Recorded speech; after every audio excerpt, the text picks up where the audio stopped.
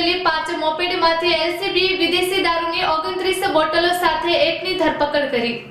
Bharuch local crime બ્રાન્ચની ટીમે અંકલેશ્વર વિસ્તારમાં પેટ્રોલિંગ દરમિયાન બાતમીના આધારે દીવા રોડ પર આવેલા સર્જન બંગલોઝમાં દરોડા પાડ્યા હતા।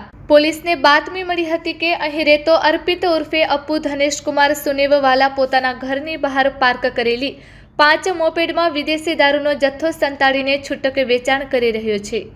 બાતમીના આધારે પોલીસે અર્પિતના ઘરની બહાર પાર્ક કરેલી 5 મોપેડની ઝીણવટભરી તપાસ કરી હતી। આ તપાસ દરમિયાન મોપેડમાંથી વિદેશી દારૂની કુલ 29 બોટલો મળી આવી હતી, જેની કિંમત ₹52,000 થાય છે।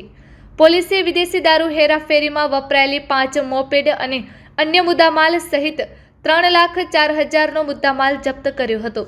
પોલીસે સ્થળ પરથી આરોપી અર્પિત ધનેશકુમાર સુનેવાલાની ધરપકડ કરી છે અને તેની વિરુદ્ધ કાયદેસરની કાર્યવાહી હાથ ધરી છે।